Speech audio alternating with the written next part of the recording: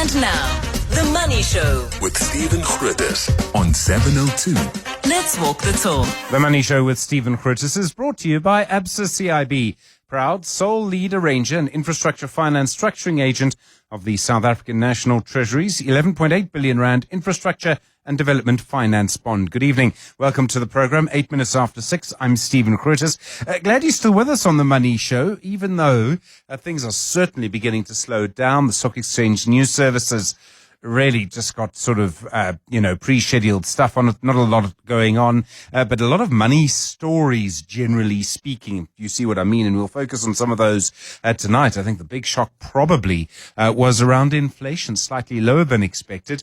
And suddenly people are talking about an interest rate cut next year. You wouldn't have said that at the beginning of the year. And in fact, and I realize that I am sort of naturally optimistic. I don't know where it comes from, but I would say that if on balance, this has been one of the best years that we've seen, certainly on the JSE, but perhaps for the economy. And let me just explain what I mean. We don't see it yet, but all of the reforms at some point should build on each other. What's happening with Pier 2 at the Durban Harbour, for example, a foreign operator now in charge of that, a private company. What we've seen with Eskom and load shedding, I think we can sort of almost safely say will probably never happen again. Certainly the longer we go without it, the more secure I think we're going to feel. And you look at some of the other things, Operation Vulindlela, reform upon reform. At some point, the wheel needs to start turning. And surely next year is when that is going to happen. Well, I certainly hope so. And let's just see how things pan out. Big story today around Mozal. And that's the big aluminium smelter in Mozambique. 3% of Mozambique's GDP being shut down. At the same time, Ruse Moleshe, our electricity minister, confirming this is a MoneyWeb report, keeping our smelters open, in other words, allowing them to pay less than the standard electricity charge, is going to cost 5.2 billion rand. Well, we've asked Ruse Moleshe to put all of that together for us. We'll speak to her in just a moment. More, of course, on the inflation picture. Dr. Azad Jamin from Econometrics, he'll be on your radio in about 10 minutes from now. We'll talk as well to Isaac Oertendal. There's so much going on in the US economy, and we just thought it might be helpful to get a sense of what is going to happen next year. For the moment, the main scenario is what they call a Goldilocks scenario. Not too hot, not too cold. It's called Goldilocks from the sort of the English fairy tale, the sort of European fairy tale, I suppose I should call it, where she wanted the porridge, and the porridge was either too hot or too cold, but some of it was just right, and that's why it's called a Goldilocks scenario. Of course, there are several threats to the US economy. And we all know where those threats come from. I don't think I need to spell them out. We'll talk ATMs as well. Just before 7 o'clock, Pradeep Maharaj is the executive director. It's a wonderful name. He's the executive director of the Payment Ecosystem Modernization Programme. Really quite keen to get a deeper understanding of what's happening with ATMs. It's going to change fundamentally. And then do stick around, or if you miss it, go back and download our podcast later. But your shapeshifter this evening is Lee Nike. He's the CEO of TransUnion Africa. Really been in IT for many years. Started out studying computer science. I do want to ask if he sort of grew up with a PC in the home. I was lucky enough to, and I still have memories of how important that was for me, even though my IT skills now pretty much amount to giving my phone to my son and asking him to sort it out. Good to hear from you. 011 883 0702 021 446 0567 and voice notes tonight on 072 702 1702. Good evening. It's 12 minutes after 6. The Money Show with Stephen Grootes, live on 92.7 and 106 FM. Streaming on the Prime Media Plus app and DSTV channel 856. Well, reports today that government's plan to help smelters stay open in South Africa is going to cost 5.2 billion rand.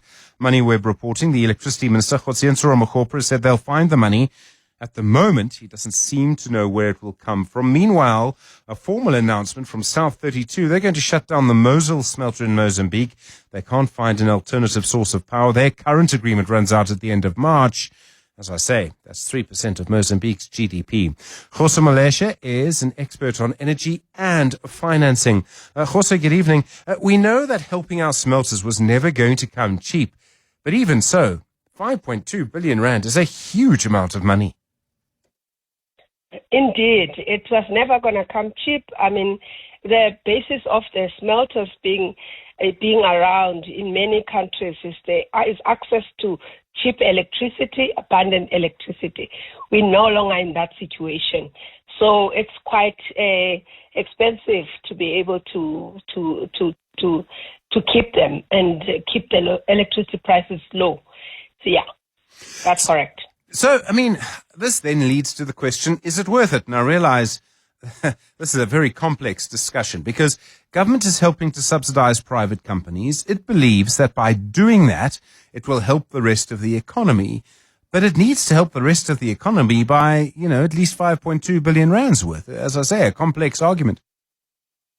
Yeah, it's a very complex argument because on the one hand, an increase in electricity prices and cross-subsidizing the others has an impact on the general economy as well. So it's quite a complex issue. On the one hand, helping them helps jobs, helps the economy going. But so the question is, what is the best option to move? And it's not, I don't envy anybody who has to make that decision. I suppose the other thing that you need to judge is how much demand for steel is there going to be in the future, and for ferrochrome in this case. And then also the other producers, are they going to be able to continue producing it at the price they're producing it for? China is, as I understand it, their electricity prices are much lower. That's the big variable. And I can't really see China, they're going through a power revolution at the moment. I can't really see them running into trouble there. In other words, are we running the risk of spending a huge amount of money and in the end we're going to have to let them go anyway? That's a huge potential. Like I said earlier on, the basis of the success of many smelters around the world is to be in an area where the prices are relatively cheap and there's sufficient electricity available. South Africa was once in that situation where we had excess supply of electricity and therefore it needed to attract big energy-intensive users. That situation has changed, and we cannot compete with others now in that situation. Though there's a need to review that situation and look at it in today's context, where the context has completely changed. We have higher prices. We need more infrastructure. It's going to cost us a lot to put in additional infrastructure to meet the needs of the economy. So that question now is completely changed. And you are right.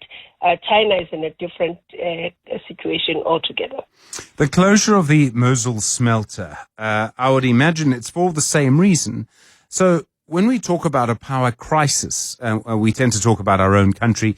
I realize that electricity moves around Southern Africa, but is this really now a Southern African story? And that leads to the next question, which would be, is there just not enough electricity in Southern Africa to run smelters right now? Yeah, I would agree with that. We look at Zambia, they are having an electricity crisis there where the supply, they don't have sufficient supply to meet demand. Mozambique, the same thing, have been importing for Mozal. Yes, there are plans in the future, but they are not current plans in terms of gas. They're a long way off. So in the region in general, we don't have now access to excess electricity and cheaper electricity. And so the dynamic is changing, and our industrial policies need to then respond to that kind of a challenge.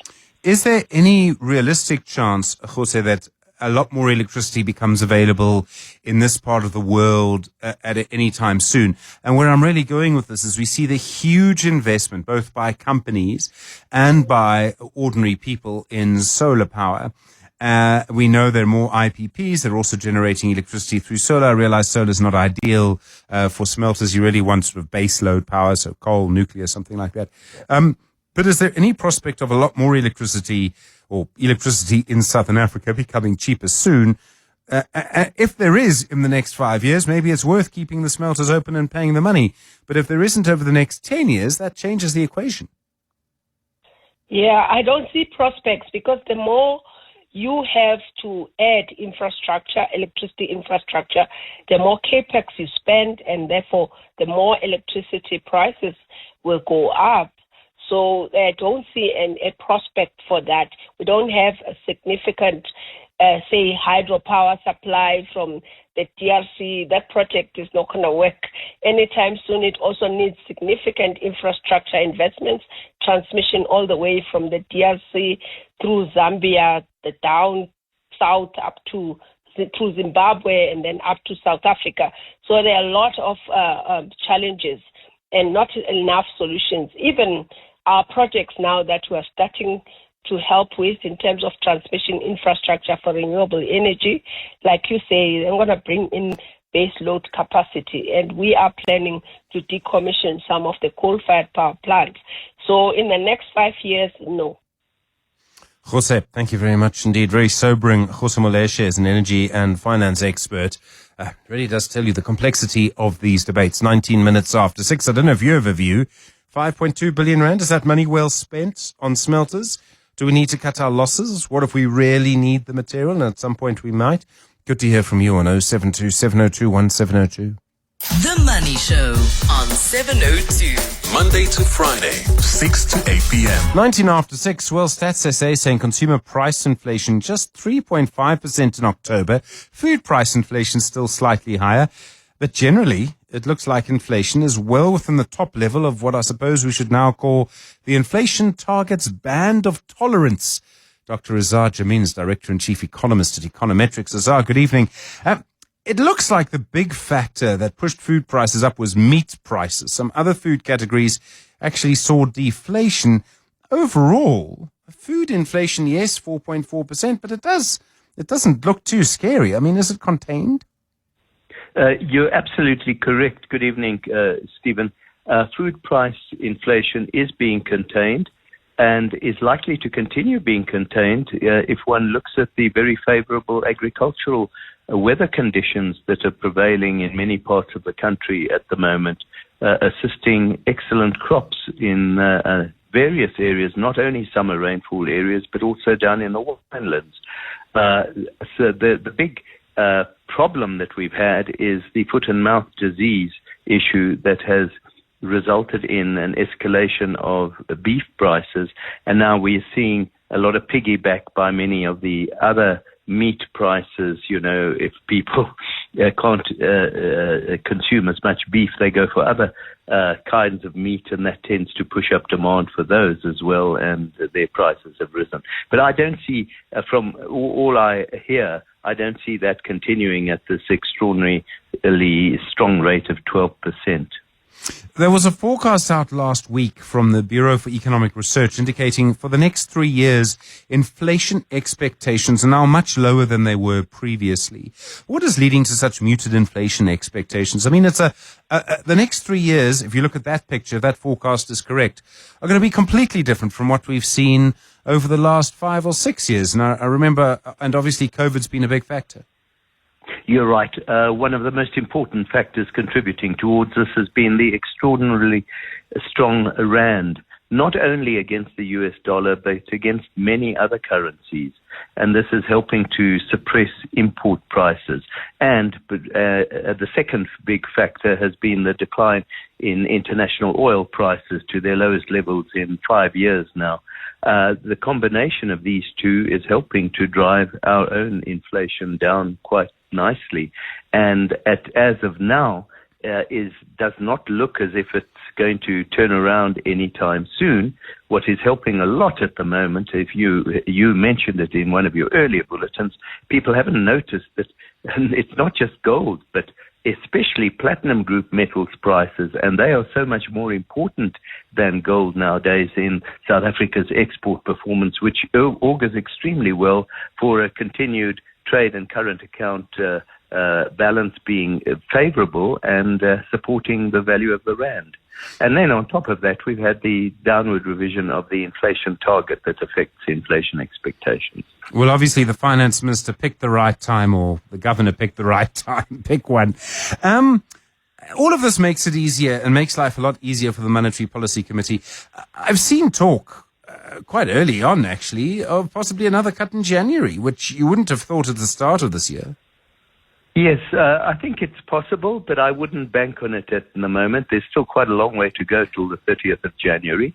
And I would warn against one potential headwind against further interest rate cuts. And that is if you have a sudden splurge of inflation internationally, which is not impossible. And the lagged effects of the tariffs that were introduced by Donald Trump, many would argue have yet to be seen completely. And in addition, what that could lead to is a reversal in the current trend internationally to lower interest rates, and you suddenly have the fear of higher interest rates, stock markets collapse, you get a risk-off environment, and everyone scatters from risky investments such as those in South Africa, and the rand is seen as the benchmark and would take a hammering. That's the possible downside. But at the moment, it's not obvious that it will happen. One of the other big factors with this, as I understand it, is what's been happening in China. Their export, basically their internal market is not that strong. They're looking to export things. I mean, new car inflation in South Africa, I think, is 1.6%. I saw the other day, and that's just one of the symptoms that we see.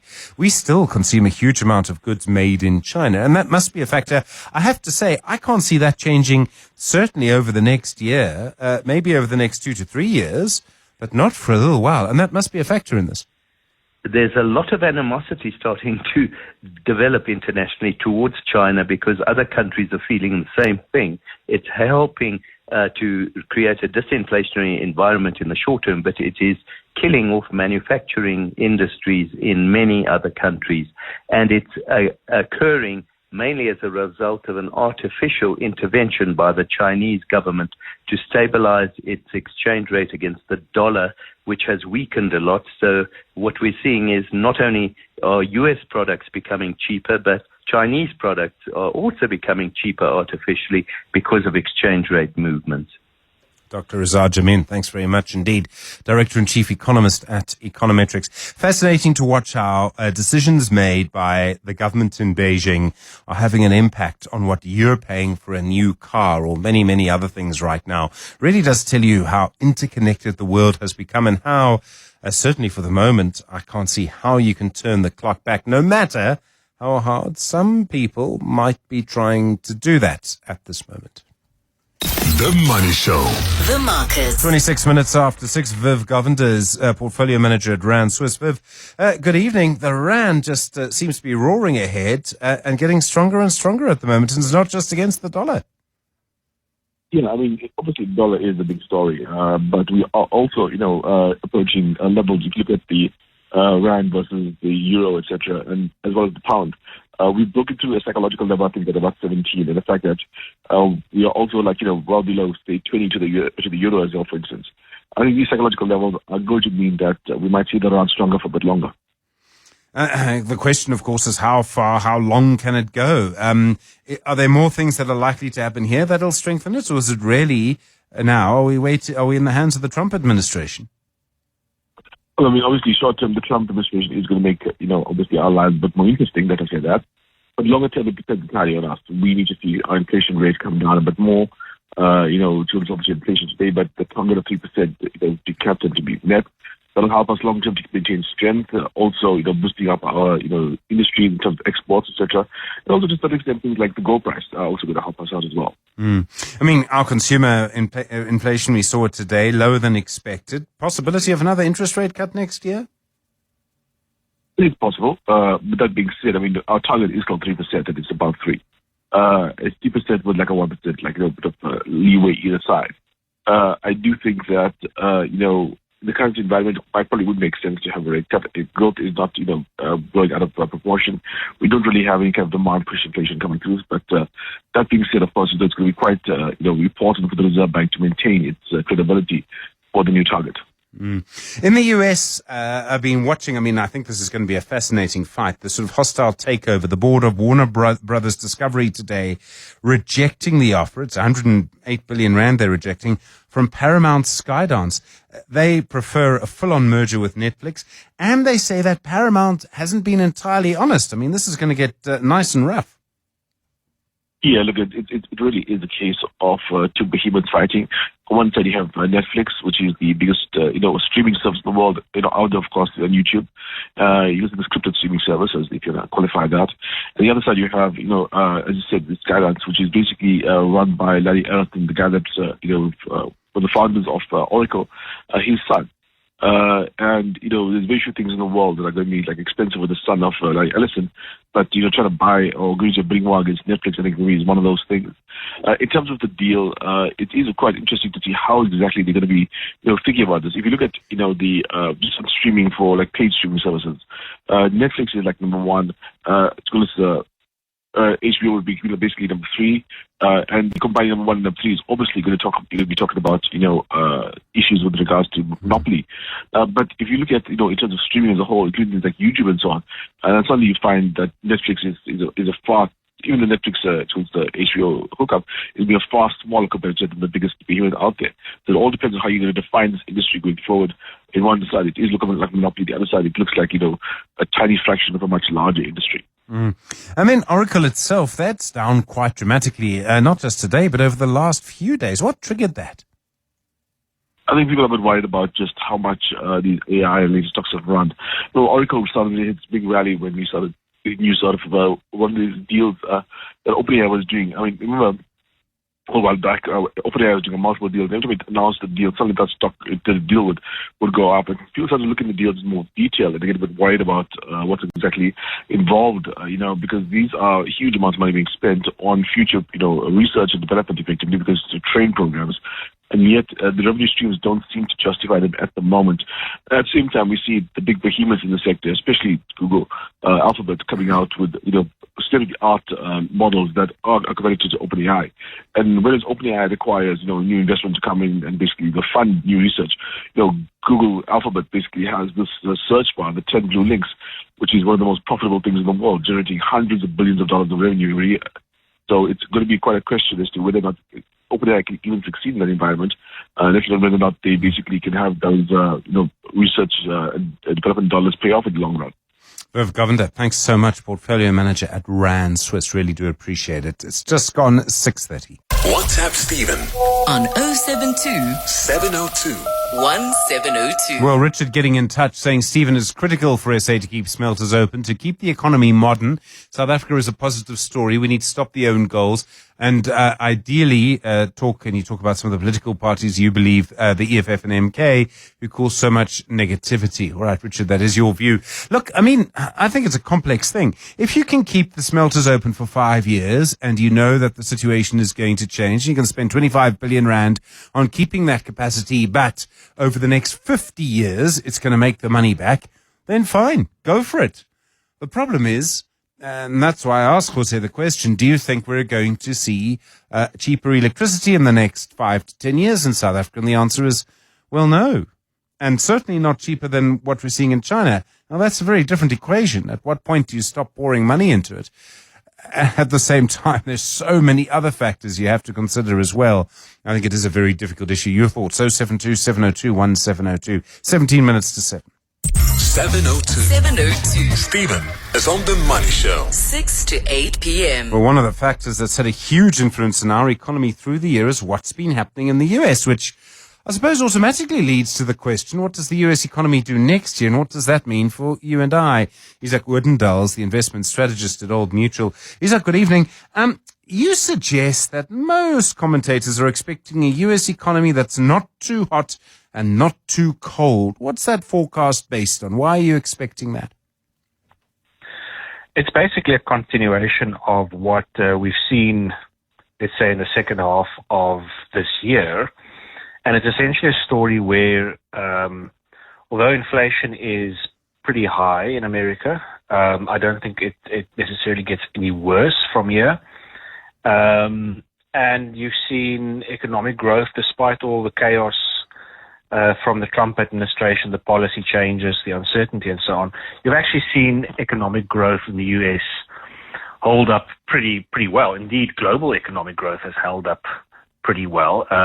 Part of that story has been this big boom in spending on artificial intelligence capacity. I think without that, you would have seen a very different picture.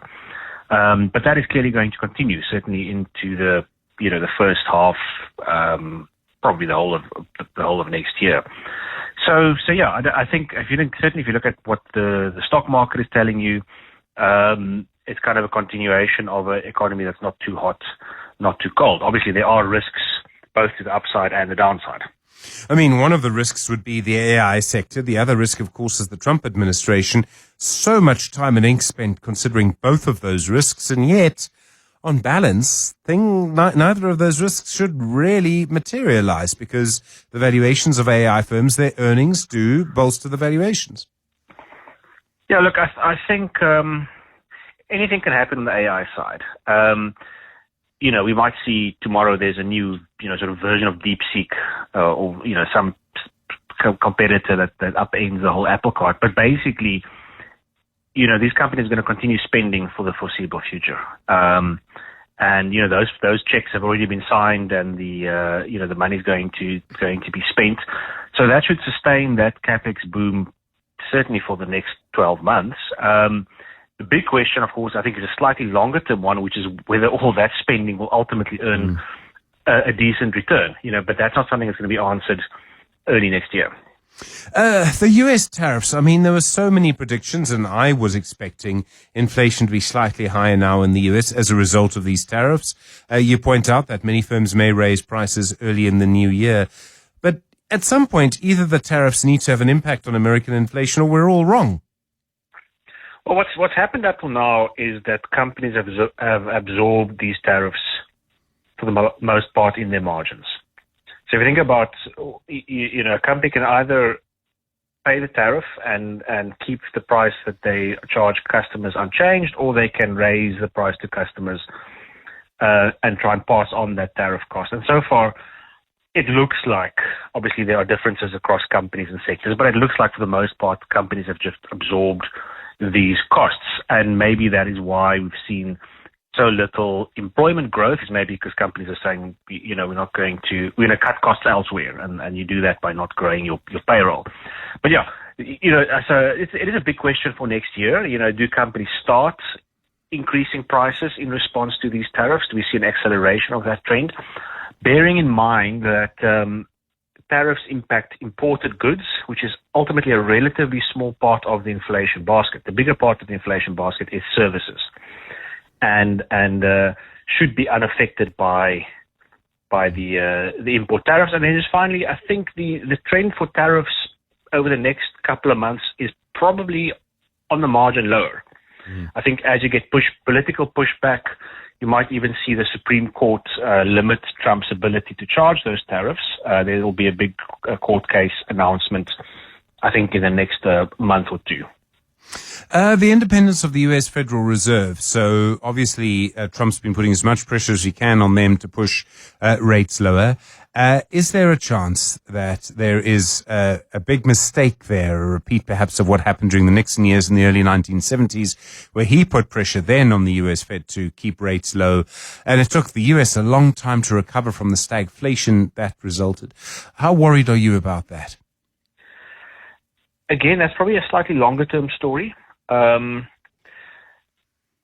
We will get a new Fed chairman in May. It will be someone who the president thinks will do his bidding. But of course, whoever's the Fed chair will probably outlast Trump. They'll serve a term in office that's going to be longer than Trump's. So they will probably also think about kind of how history judges them beyond the Trump term.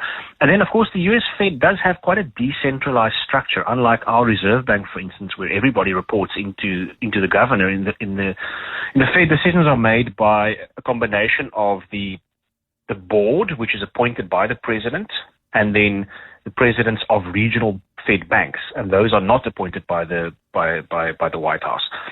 So that decentralized structure does give you some sort of continuity and some insulation from political pressure. For our economy is not really growing. I think there's a little bit of hope that it will grow a bit more next year. But obviously the US economy is still hugely important. At the same time, what's happening in China, lower cost goods coming in here, for example, is starting to have, I suppose in some ways, a bigger impact. Is the US economy as important to us as it was, say, 2 or 3 years ago? In some ways, it doesn't feel like it is. It really depends whether you're asking from the point of view of the economy, in other words, businesses that are exporting or importing, versus whether you are an investor and you're talking about financial markets. Because if you're talking about financial markets, then the US remains extremely important. Whatever happens with the Fed, whatever happens with US stock prices, whatever happens with the dollar, massively important. If you're talking about the economy and our exposure that our businesses have to the US, it's not as great as it has been. I think we do depend a lot on China. We also obviously export a lot to Europe, and a lot of it is about our own policy decisions and how our consumers are doing and so on. So when it comes to the real economy, we are not as exposed to the US, although it remains important. And, so for instance, we do want to see progress in trade talks. We do want to potentially still be included in AGOA, etc. And as you point out, I think the issue of Chinese exports, because Chinese exports to the US have plunged, but have grown to the rest of the world. And so all countries, including South Africa, are now wondering, what do we do about this wall of Chinese exports that's coming our way, and how do we respond to it? Do we do what Trump does and you put up tariffs, or is there a different way of approaching this?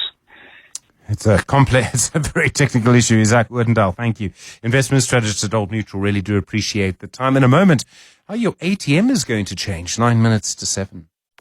The Money Show with Stephen Grootes is brought to you by ABSA CIB, proud sole lead arranger and infrastructure finance structuring agent of the South African National Treasury's 11.8 billion rand infrastructure and development finance bond. Well, I don't know if you have a particular ATM you like to go to, maybe because it's your particular bank. I can think of one. It's in a shopping center near me. I like to go there quite often. If I don't draw large amounts of cash anymore, but whenever I do, I'll kind of factor it into whenever I'm going there, and that's what I'll do. And one of the reasons is because it is from my bank. And all of that is going to change because now the Reserve Bank is going to bring in a system where one company will manage all of the ATMs. It won't matter where you draw your money. Pradeep Maharaj is the Executive Director of the Payment Ecosystem Modernisation Programme at the Reserve Bank. Pradeep, good evening. Thank you for your time. So at the moment, the major banks have their own ATMs and they use other ATMs through a network. So there are red ones and blue ones and white ones and different coloured ATMs. You can draw money at most of them, but only one of them will give you a really good price to do that. How is this going to change?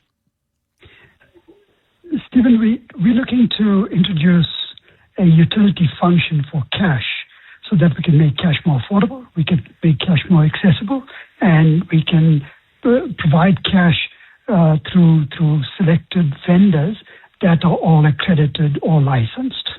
And as far as ATMs are concerned, we are looking to roll out, as part of this utility function, white label ATMs, which means that all of the ATM infrastructure of the country will be taken over by the utility and provided with a white label, which means that, as you rightly pointed out, only one ATM will charge you at a low cost. Now all the ATMs would be at the same price, almost zero to the end user, and low cost to the participants providing with that service. So then who actually is going to own them? Who's going to service them? We are proposing that all of the ATMs go into a utility. So a cash utility company will be set up. All of the ATM infrastructure will be brought into it, as with all cash centers around the country. Centers where cash is deposited, processed, recirculated, or withdrawn from circulation. All of this, we believe, should go into a utility and will be shared infrastructure, which means that we can rationalize the infrastructure, we can ensure the infrastructure is in the right places for where the demand for cash is, and in so doing, reduce the movement of cash between these centers and ATMs, and ultimately bring down the cost of servicing the end user. So this utility would take over property, so ATM machines, cash distribution centers that are currently owned by private companies, by banks? Largely by banks, but also by a whole range of other players Fidelity, there's Cash Express that provides ATM infrastructure that is not owned by banks. Are the banks being forced to do this? I mean, if a bank wanted to, could it keep its own ATM? We believe that we'd make a compelling argument for them to bring it into our utility function. However, if we want to keep it separate, at this point, as part of our discussions, we say, well, maybe we'll consider that. However, for any customer using it, it'll still be the same cost as if you're using a white label ATM. And in doing so, then there is no real value for them to hold on to that ATM infrastructure. Okay, so Pradeep, I completely I support what you're doing, but let me just make the argument to be contrary. I'm paid to be contrary. Isn't it wrong that someone could own a facility, an ATM, if they charge a certain amount for people to use the service, and now they would be forced to charge less than that because of a policy change by the Reserve Bank? Yes, that is true. They wouldn't be forced to do so. What we are doing is, so let's put it into context.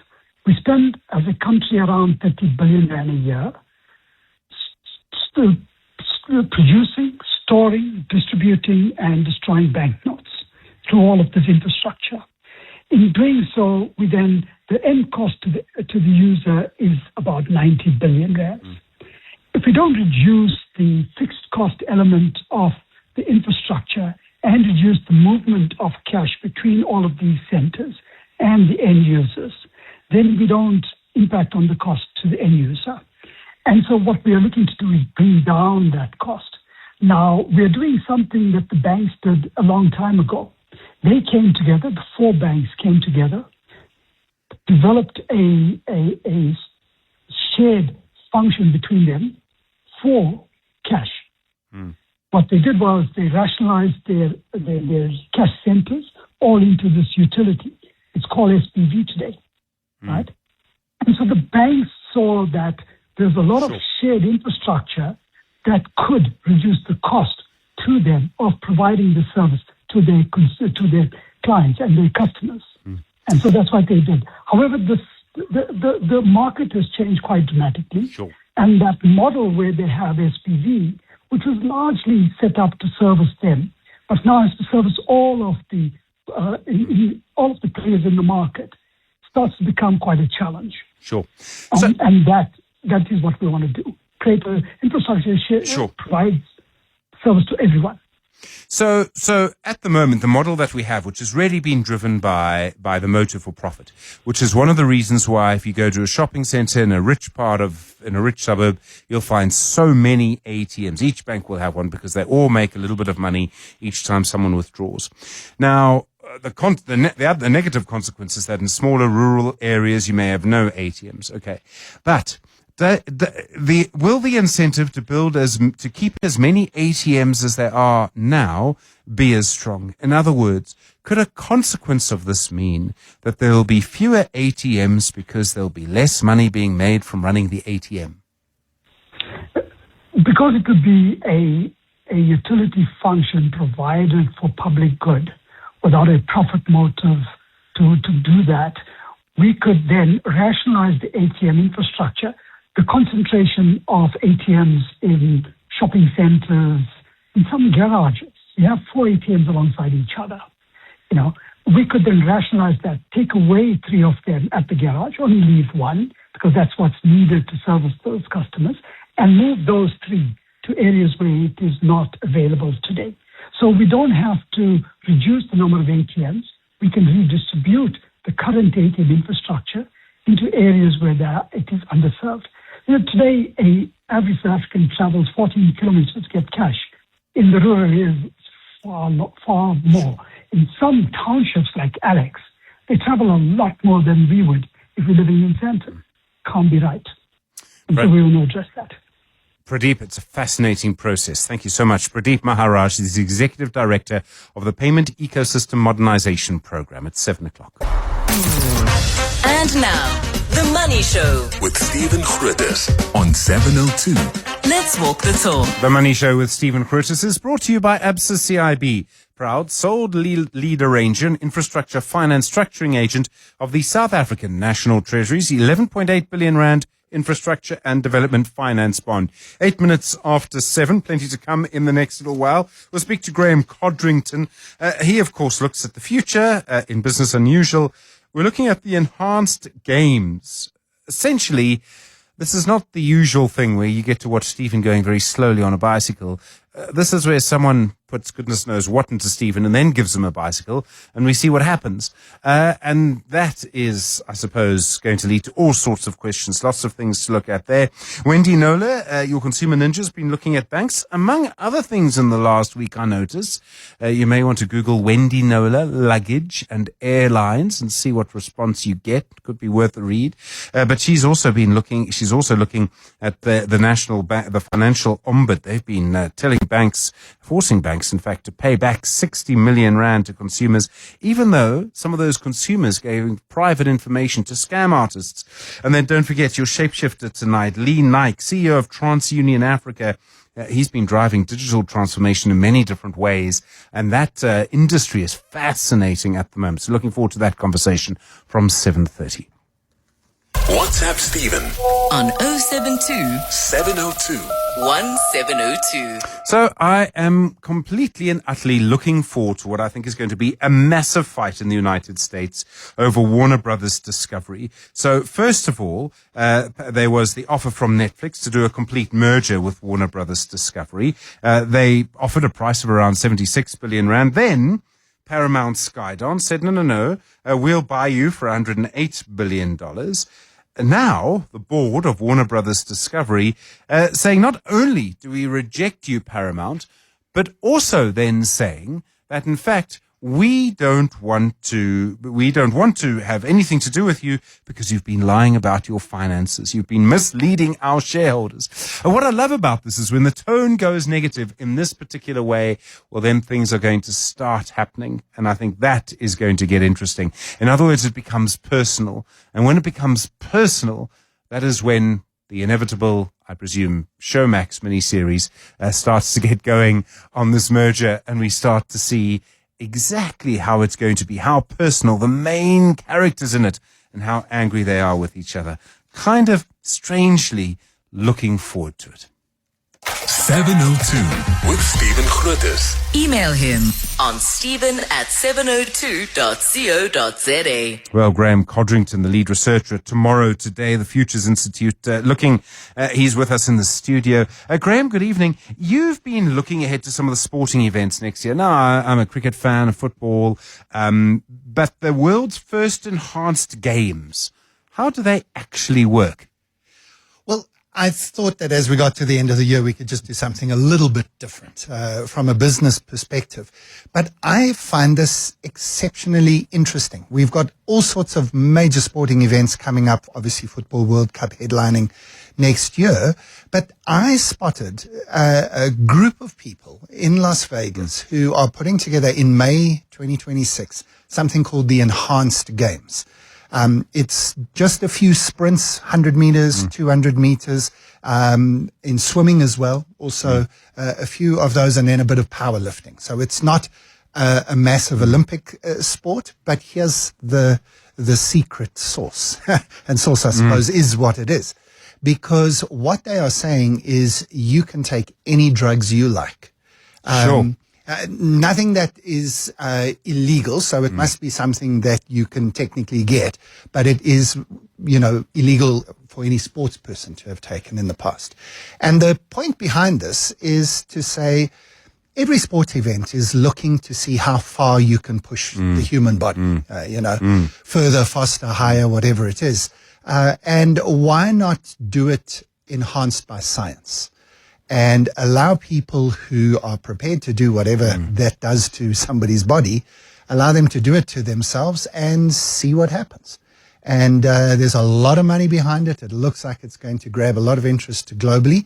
And I must be honest, as a sports fan, as long as it's declared, I wouldn't want drugs to come into other sports. But if there's a drug-filled sport event, I'd probably pay to watch it. I suppose the question is why, because I think what we think of is what we want in a contest is we want it to be fair. You want a rugby match, you hate it when the ref is biased in a football match. I mean, you lose your mind. Even if you're on the winning side of that, you don't like it. So I suppose the attraction would be, are we going to get human stories out of it? Because that's what really sells these things. And are we going to see much better performances? And in this world of athletics, we're talking, microseconds. I suppose that's the question, right? And until you give it a go, you don't know. And I think that's, at least the promoters that's the way they're approaching it, right? So they're not trying to say all sports should go this way. And I think part of that is for fairness. But then having said that, Stephen, I think you and I both, if we could, we might have been professional sports people. I know you love sport. Still on call for the box, yeah. Yes, exactly. If they need me, I'll do it, right? But it's not fair that I was born without the genetics to do that. So fairness is an interesting grey area to start with. Those who have height and weight advantages or muscle density advantages, yes, of course, there's years and years of discipline and everything else that goes on top of that. But that underlying genetic advantage is there to start with. And it's not fair. So if it isn't fair, why claim it is? Why don't we just have another category? Yeah. Not a category that overtakes the existing categories, but another category of people who say, well, let's see what my genetic inheritance and my discipline and a little bit of science and chemicals and everything else can do.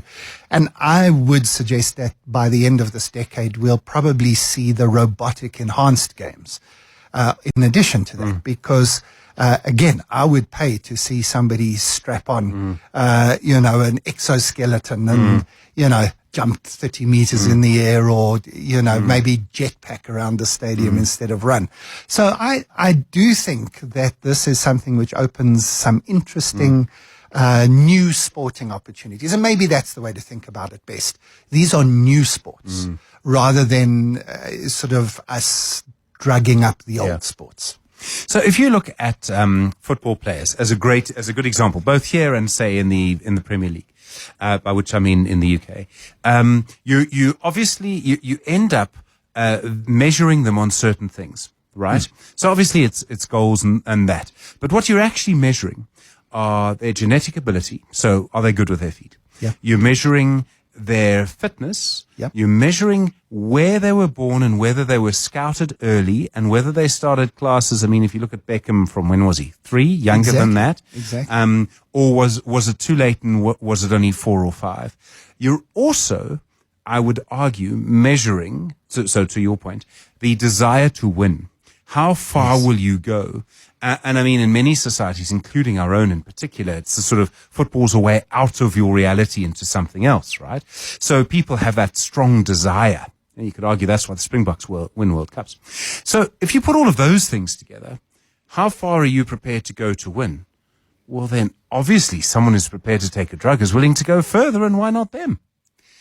And I suppose this is where there will be some form of ethical conversation, because we want to look after other human beings. We don't want anybody to put themselves in a situation where they are destroying themselves for the sake of some achievement. But then, I look at some of the top sportsmen in the world right now, and let's assume that they are all drug-free because they get tested so regularly. They push themselves beyond what I would think a human being can be pushed. And, in their 40s and 50s, I'm sure they pay the price for it. And, every time I watch one of these rugby games these days with the brutality of modern rugby in particular, I mean, that's got to feel sore when you're 55 years old. Yeah. 20 years after your retirement, you still got to feel every one of those crunching tackles. So I think that even without this enhancement, people are pushing themselves maybe beyond what the human body is capable of. All you're doing now is you're adding a chemical that helps you to go just that extra step further. And I honestly am fascinated to see what it can do. it's also not the first time it's happened. I'm doing all of this from memory. I haven't gone to check it, but if I recall, there were for a very long time, and might still be, a very large number of women's athletics records held by East German and athletes. Russian, yes. Yes, from the 1980s, I'm presuming, that have yet to be broken. Yes. And we all know why. Yes. Because they were given something. They were given, I'm presuming, something similar to testosterone or something like that. Yeah. And so, in a strange way, history is actually repeating itself here, except that this is fairer because you know it's happening. And it's declared, and it's open, and it's above board. I suppose in that sense, above board. And for me, as I look ahead to my sporting year in 2026, this isn't going to be the highlight, the enhanced games, but I am going to watch it with a little bit of interest. It's something different, and I'm sure the business case behind it is what's really driving it. There's a lot of money at stake. $25 million in prize money for people who are prepared to put their bodies at risk. But I'm sure we'll see a lot of it on our socials and around the place in the media. It's a huge story, I think. Graham Codrington, thank you so much. The futurist and partner at Tomorrow Today, and thank you for everything on The Money Show this year. 19 minutes after 7. 7:02. 7:02. Stephen is on X. At Stephen Grootes. Well, we were talking about ATMs just a few moments ago, and I was making the point about, whether banks would be allowed to have their own ATMs. WhatsApp coming through. Good evening, SG. It always starts as something for the greater good until they ban you from withdrawing for some reason. It's actually an interesting point because at the moment, your right to withdraw cash can't be taken away because there is competition. The moment that you have one utility that is the only utility that allows you to withdraw cash, it does get a lot easier to do that.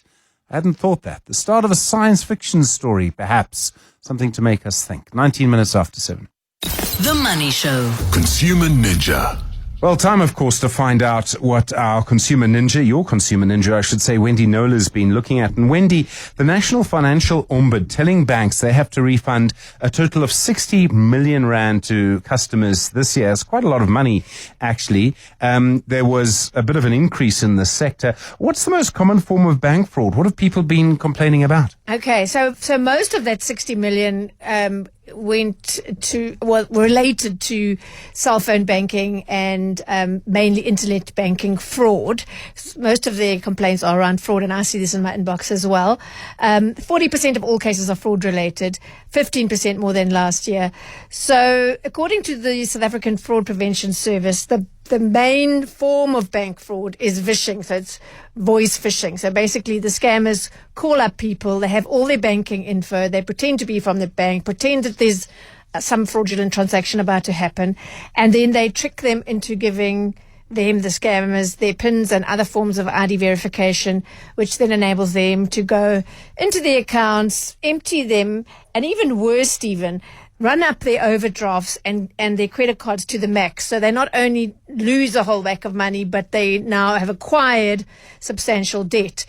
And the main reason why people fall for it is because the caller, the scammer, has a lot of information pertaining to their bank accounts, their numbers, even, what transactions they've made and that sort of thing. And that's because, sadly, all of us who are credit active, our details have been compromised in various major breaches.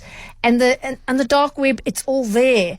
So, but they still have to phone us to get our PINs and passwords. And so it's not what people assume, that it's an inside job because the caller knew all the information. And that's the saddest thing, because people fall for that and believe, they know so much, it must be my bank. So then, I suppose if it happened to me, so someone phones and because I may be a bit confused or because I fall for it, I give them the information. The argument from the banks would be, no, well, Stephen was the one who compromised the security. We've told him never to do that, and he did. So if that's the case then, and I'm asking for a friend, why would the Ombud then say, actually, no, the bank is liable? How has that happened? Okay, so that's a really good question. Because it is true that if you release the so-called keys to your safe to a scammer, unwittingly, of course, then you're liable and the bank's not. But in some cases, the Ombud would argue that the victim fell under the vulnerable person category, and in these cases it's usually elderly, and that they should be given a partial refund for that reason. And in other cases, and this is the interesting bit, while the account holder did fall for the scam, they raised the alarm really quickly, and the bank didn't act fast enough to safeguard their funds. So I know from the moment you make the call, the bank is then liable if the funds haven't already left. And then in my experience, the banks often offer someone a 50% refund as a goodwill gesture. They say, we don't have to because you compromised the security of your accounts, but as a goodwill gesture, here's 50%, but on condition you don't share that on social media or with any journalists. And it's really frustrating because then I can't investigate, take up the case. But yeah, it's very rife. I mean, the idea of paying for silence is so interesting. It's happening more and more. Yeah, it's bizarre. What's the best way? I mean, I think I look at people I know, and I just think, what are they going to do if someone phones them? How do you make sure that this doesn't happen to you? You don't become a vishing victim. In other words, a victim of someone who does it over the phone, who phones you. Okay, I don't want to go into, there's lots of advice, but the main one is be suspicious, very, very suspicious about callers claiming to be from your bank or anyone wanting you to comply with any instructions pertaining to your bank accounts. Sometimes it's about, we're going to get cheap airfares, and the person now pops up on your phone and says, switch to video. I'm going to take you to how you're going to get your DSTV rewards or your cheap air tickets or whatever the case may be, and then switch to video and they can get your image, and you don't think it's anything to do with your bank because they don't mention your bank, but that's how they get into your bank account. So just say goodbye, then check with your bank. If it's a bank, someone claiming to be from your bank, check with them via the number that you have pre-saved in your contacts. So don't go on any number that you called from, just to check, we're 100% sure that it isn't fraud, but 99.9% of cases it was a scammer, and they're very happy that you said goodbye and phoned and checked. Yeah. Okay. So this was a big part of the 60 million rand that the Umbud said bank customers had to be repaid. There are other types of fraud, right? Yeah. There are other kinds of fraud, and while they made up the bulk of that 60 million rand, it was ordered to be put back in the customers' pockets. They also make awards, and I love this, in cases of banks not providing adequate service. So ignoring their customers, stalling on refunds, providing inaccurate or misleading info, all that kind of thing. It's not treating customers fairly. That's an instruction from Treasury. Treating customers fairly has been a big thing for a while now. So if it happened to you, and you feel your bank really treated you with disrespect, you should lodge a complaint with the banking division of the NFO. You've got nothing to lose. I would just say, bear in mind, though, that the amount, I look at some of these, the amount that the Umbud considers to be appropriate compensation for what you went through is in most cases likely to be just a fraction of the amount that you have in mind. But still, there's a lot of satisfaction in getting the bank to pay you for treating you badly. They also argued successfully for repossessed cars to be returned to their owners, for the writing off of debt in some cases, in many cases where the debt had prescribed, so it's been dormant for 3 years and the banks know they shouldn't be chasing it, but they still do. They've called out banks for overcharging interest and also had property auctions halted. So all of those things made up that 60 million that they awarded this year. But as I say, the bulk of it, though, was around fraud cases. There are other people who they give banks their personal info, they apply for a loan, then they say the bank is guilty of reckless lending. What's the Ombudsman saying on that? Okay, so there was a bit of a warning in the statement that they put out this week, and that is you've got to provide truthful information when applying for credit. So the Ombudsman said they often receive complaints where consumers allege that banks have granted them credit recklessly, right? So the Credit Act requires them to do their affordability checks and all the rest. And if they didn't, they can be forced to, write off the debt if found to have indulged in reckless lending.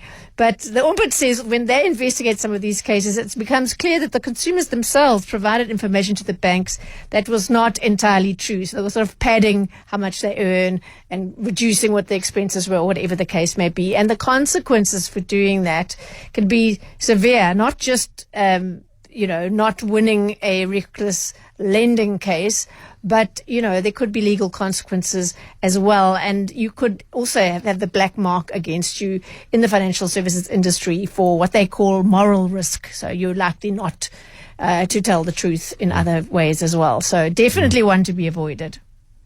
Wendy Nola, thank you. I really appreciate the time, and thank you for all of your help this year as our consumer ninja. Tell me, if I wanted to carry something exotic in my luggage, how much of it would I be allowed to take? So I did a story for News 24, asked all the airlines, what would you like your customers to know in this busy peak traveling season, and they all responded with various things. But the most intriguing was South African Airways, who among its many pieces of advice said, we've checked with the law, and just to let our passengers know that as long as it's less than 5 grams, you can bring your cannabis on board. So there you go. Best way to go in the sky, hi? Flying high. Yeah, Wendy Nola, thank you very much indeed. Have a good rest of the year, and we'll chat soon. Wendy Nola, your consumer ninja on The Money Show. The Money Show. Shapeshifters. Well, there's some companies that really do touch you in many different ways without you necessarily knowing it. One of them, I would argue, is TransUnion Africa. I suppose the best way to describe it might be a credit bureau. It does many other things as well. And your shapeshifter tonight is their CEO, Lee Naik. Lee, good evening. Thanks so much for joining us tonight. I really appreciate you taking the time on The Money Show this Wednesday evening. Good evening, Stephen, and thank you for having me. I do want to start at the very beginning, and the earliest that I could find online was that you started with a BSc in computer science at the University of KwaZulu-Natal from 1995. And I wanted to start by asking you if that's the part of the country that you had originally come from, if you had to travel there to study. Well, absolutely. I actually grew up in Chatsworth in Durban in South Africa. So I actually grew up there, and I only moved to Johannesburg when I got my first job back with Anderson Consulting. What kind of community were you growing up in? I mean, Chatsworth has a particular history in South Africa, and particularly in eThekwini, in Durban. What kind of family were you coming from? What were you thinking of doing as you were growing up? Well, it's a really good and complex question, Stephen. I guess the first thing to say is that I grew up in quite an impoverished community in Chatsworth, like many townships in apartheid South Africa. And I grew up in a time of apartheid. So that's the first point. The second point is that if you grew up in a tough neighborhood where crime, poverty is on an extreme, it typically falls to the mother in your household to keep you on the straight and narrow. So in my house, it was quite a regimen of going to school, doing your studies, and keeping out of mischief.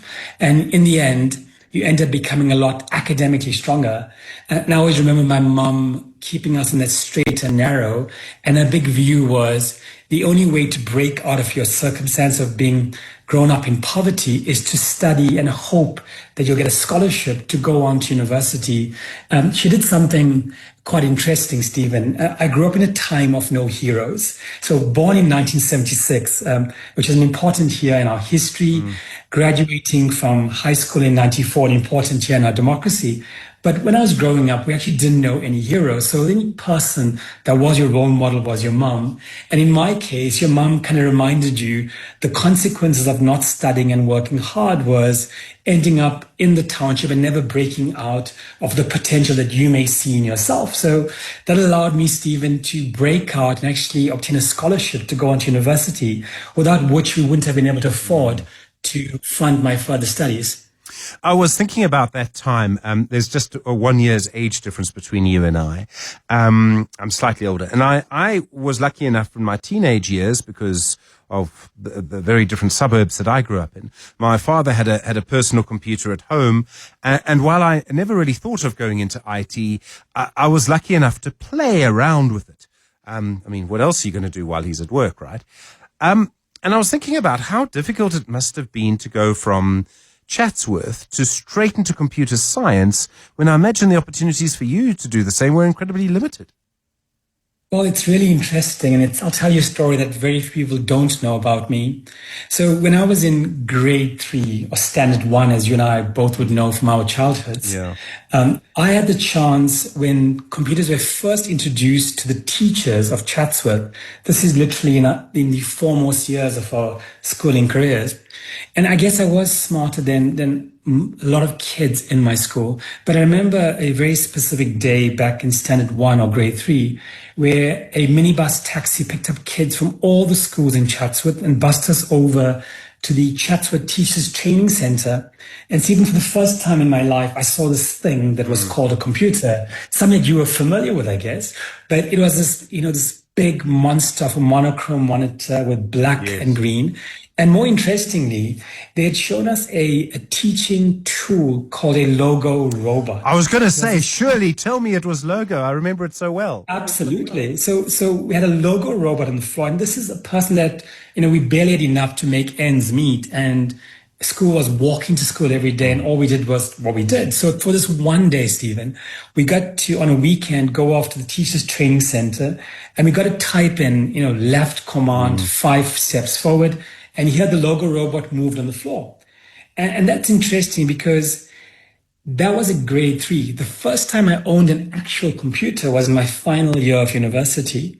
But back then in standard 1, I saw something, and it's interesting because it's such an early stage of my career, but it felt like something different to everything else I knew in my community, where there were no role models that you had access to or saw. And that kind of shaped my focus on listening to my mom, focusing on math, and taking up many opportunities. And then if I fast track that story, when the neighborhood I grew up in, which is called Bayview in Chatsworth, and back then you may remember, we had no suburb names, we actually had numbers. I grew up in Unit 2 Chatsworth. And when we first had libraries, at some point, we read so many books a week that I stumbled upon programming language books. And I'd learned to program with a bunch of other kids on pieces of paper. And my mom, being the stalwart she was, my parents dropped out of high school to look after their own families. She went off to the high school one year and said to the high school teachers, you guys have computers, these boys want access to them. And so I had access, to computers in my high school. And then I went on to study computer science by the time I got onto, I guess, standard 8 or grade 10, when you could choose subjects. So I guess I had that signal amongst the noise. This could be different. And I followed this path, not knowing where it'll take me. And for whatever reason, by backing that pathway, I ended up right now chatting to Stephen Grootes on Shapeshifters. So you study at UKZN, and I was trying to put the numbers together without missing 5 steps, but it seemed that you went from studying to literally quite a big position at Arthur Andersen then, literally managing director for IT strategy and transformation. I mean, no matter how you dice it, you must have been doing that at a very young age. Well, I guess when you spend 19 years in one company, you kind of can't cover the entire thing in your LinkedIn resume. Yeah. But it's actually an interesting story, Stephen. So I mentioned briefly that if I hadn't gotten a scholarship, I wouldn't have gone to university. And it so happened that I'd gotten a telecom scholarship for computer science to go to UKZN at the time. And it's interesting that in my final year of university, I had the chance to do vacation work at Telkom in their Durban offices. And as you well know, head office is Pretoria. So you didn't get much chance to experiment and see what potential there was. And after having done all this work to break out of my circumstances in Chatsworth, it didn't feel like being a developer was the way forward. And it's interesting that when the companies do their university roadshows, as you'd remember in our final years of uni, you get to see what these guys have to offer. And very similar to Harry Kellen, that actually was with Arthur Andersen in your show a couple of weeks ago, I joined the sister company called Andersen Consulting, which is the opposite of the tax and accounting business in that 1998 timeframe. So, and I started my career not in strategy. I actually started my career in deep technology. When I started, we're still the earliest part of our democracy. And as a technology guy, I got to work on the coolest things ever, Stephen. So my first project, for example, was to help build the IEC that delivered the 1999 elections. 1994 was kind of put together quite rapidly to deliver the elections. But 1999, we created e-democracy. I went from there to work for Dr. Padilla Hotler as a youngster, 22, 23 years of age, under many senior people. but I got to work on Census 2001. So in many regards, as a youngster, I got to see democracy come to life in a world where technology was enabling us to see our potential at its earliest phases. And then, as you called out on my LinkedIn, I got to then move from being in deep technology to seeing the value of technology in solving business and governmental problems. And I was asked to head up IT strategy probably around 8 years into my career. Very, very young still. I was one of the youngest partners at 31 to make partner at Accenture. As you talk, I'm sort of remembering my own memories of that time. And there were several big transitions. There was the transition from the end of democracy, the end of apartheid to democracy, the transition, and then the beginnings of transformation. But there were also very important technological changes. So cell phones had come in. The use of IT was exploding. Suddenly everybody was getting into it. Cell phones then were probably what we think of AI now, something that's going to change everything. The late 90s were also quite an optimistic time leading up to the sort of dot-com boom. It must have been the most amazing time to be a young person in that field. The opportunities would have been huge. The people older than you didn't understand it. I'm guessing here. And suddenly there must have been opportunity. Well, listen, there was ridiculous amounts of opportunity. Back in 1998, when we had gotten this deal to help government build the elections, it was a time when the likes of Bill Gates had sponsored the software to build the elections. Other big tech firms wanted to help us realize our democracy.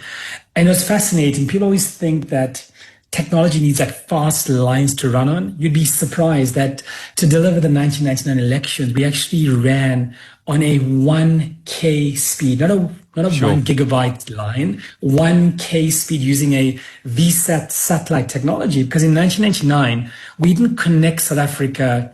Even today, we're not connected. We have such group for growth in terms of coverage of technology. But back in 1998 and 1999, the one thing we did have was a low orbit VSAT technology covering the country.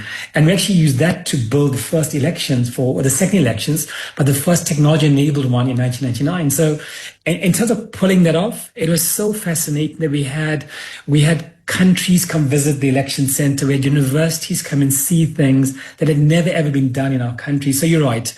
As a youngster, literally at 21 and 22, you start and see things that had never ever been done in this country before. And you got to showcase that to other people that had only read the theory of what is possible. So absolutely fascinating time to be alive and to be an active part of our early democracy. When you are making decisions now, does that time inform your thinking because you've seen how quickly things can change? The thing about that time was that because so much was changing, you could actually institute a new system. A young person could come along and say, you can do it better, and you would be allowed to. Now, we don't have that moment. Now we have systems in place, and so to change things is much harder. So does that time still inform how you make decisions now when you're running a company? I think it does, Stephen. One of the things that I think most leaders try to focus on is how to align the entire business on a bigger purpose. We always talk about the bigger purpose, and I talk about solving problems that matter. And when I close my eyes as a CEO, I don't think of the revenue and the margin. I think of a better life for all our people. I think about growing up in an RDP house in Chatsworth and sleeping on the floor. So I have that context that keeps me firm on, regardless of your tribulation or the challenge you're going through, how do we see beyond the challenge? So the first thing is do you personally believe in what you're doing? And if you can, then actually very few challenges would come your way. And as a newcomer to this TransUnion business, and it's interesting the way you introduced our business, we've been around for 124 years. And when I arrived 9 years ago, well, they were there already before I got there. So Linak wasn't going to come in and give them a miraculous cure to all their ailments. I had to find a way to get people to buy into that journey. I had to find a way to appreciate that, unlike in the world of consulting and big tech change, you can't change everything. So starting to realize what cards you've been dealt and working with those cards, whether they're physically technological pieces of the people that work in the organization, CEOs create recipes for success using what you have at your disposal, because big, bold change isn't something you can afford to do from a cost perspective, or may have the time to do given, times to horizons. We're speaking to Lee Naik. He's the CEO of TransUnion Africa. He's your shapeshifter tonight on The Money Show. It's 10 minutes to 8. The Money Show with Stephen Grootes is brought to you by ABSA CIB, proud sole lead arranger and infrastructure finance structuring agent of the South African National Treasury's 11.8 billion rand infrastructure and development finance bond. The Money Show. Shapeshifters. Your shapeshifter tonight, the CEO of TransUnion Africa, Lee Naik. Lee, when I look to the world ahead, and we've been talking a lot about IT, and that technology, I see a lot of future. I think AI has a lot of future. There are a lot of threats as well. And I don't want to go into specifics on this, but one of the things I see is just so many sort of bad actors. Hackers is one example. I sometimes think if I were running a company like yours, I would go to bed one night, probably on a Friday night, so excited about the sort of possibility of what can happen in the next 5 years. And I'd go to bed on another night, maybe a Sunday night, actually quite worried about things, because there is so much to sort of guard against at the moment, it feels. I mean, maybe I'm just getting old and pessimistic. Well, I can confirm that you and I are both getting old, Stephen, so that is true. I think the role of a leader in a very digital-centric world is to have this control tower, bird's eye view of all the pieces that are in front of us. With the many challenges that Africa has, there's also equally opportunity. But equally so, there are challenges that create these risks, whether it is cyber, whether it is fraud, whether it's the lack of trust, which is a bigger issue than both cyber and fraud in Africa, where we just don't trust each other as humans, forget AI for that matter. And I think it's about being able to balance this. And as I mentioned earlier before the break, your ability to connect with a bigger purpose. In my case, I think about the problems that guide me to see all these pieces with calm and in compartments, because otherwise you'll just be too stressed out. Something like financial inclusion, or what I called solving a problem that matters. These are the things that help CEOs guide all through all these challenges, because if it wasn't something bigger, you'd be overwhelmed by the challenges of the moment that we have to deal with. Yeah, I mean, I suppose you also have to think about what is going to change. Do you have a vision of the future in some way? I mean, are there certain trends that you can see of how AI and IT trends are going to change our lives? In the end, it's all about data and numbers. Listen, I've been writing about and talking about this forever, as you could probably see in my LinkedIn profile. Back in 2012, we spoke about the rise of F&B trying to step up against the Amazons of the world. And you'd remember that time where we said every business is a digital business. As early as that period, Stephen, we forecasted that around by 2030, almost half of jobs that exist will be replaced by automation. So in many regards, what is happening today, and maybe even at a faster pace, is happening like we foretold back in 2012 and 2013. So for me, a couple of things are happening. In my mind, I see that these changes that are happening now were meant to happen. The question for us as individuals, both you and I, Stephen, individually, is how do we stay relevant in a world that's changing, where jobs that were well held in the community are now being challenged by automation and robotic process automation and just AI in and of itself? How do you drive relevance individually? Equally so as businesses, Stephen, in a world where things are quite tough, how do you embrace technology as a table stakes to allow us to become more effective and efficient and partner with technology to deliver better outcomes? A lot of what I write about is talking about how we partner. There are things that we just are unable to do that tech is better to do, but there are things that we are better doing, social and creative intelligence, the humanity, our ability to orchestrate is actually a lot better than the tech. So I see a balanced view on AI, but I do see a need for us to drive individual and collective relevance as organizations and as individuals. What does the future look like? I think that us as South Africa, I've put an SA lens on for a second. I look after an African portfolio of companies, but as far as South Africa goes, we're in our earliest parts of growth. We're only 31 or so years into our democracy. Our GDP still in its early 1%.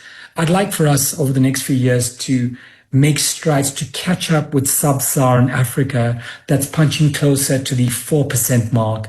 And with all the challenges we have in Africa, Stephen, with its transparency, lack of accountability, lack of connectivity, Africa as a continental region is still growing at around 4 to 5%.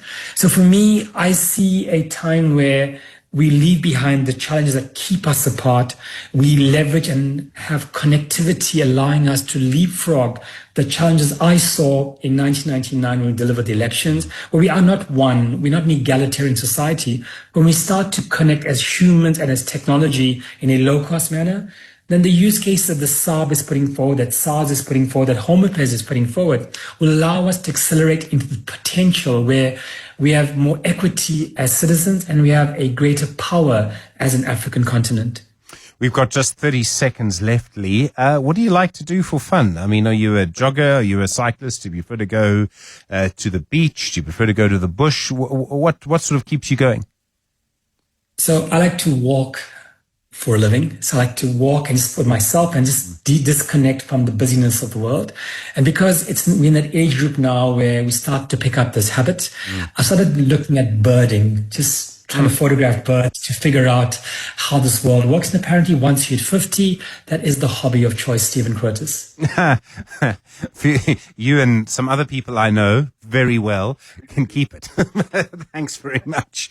Lee, it's been wonderful to talk to you. I really appreciate the time. Nice to talk to someone of my own vintage as well, if I may say.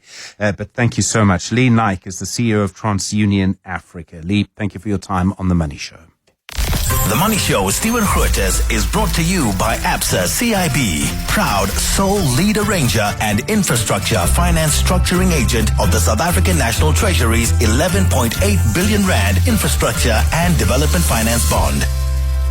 Well, in the US, things turning negative, I'm afraid. The Dow Jones is down 0.18%. The Nasdaq is down 1%. The S&P 500 is down 0.2%. The issue of Oracle's funding, how much money it's going to cost to get its AI models up and running, seems to be hitting tech stocks. That's bringing down the rest of the index, I think. So plenty going on there, but none of it looking very positive at the moment. We'll be back tomorrow for another edition of The Money Show. I know the end of the year is coming soon, but we're with you through until the end of the week. Good evening. It's 8 o'clock.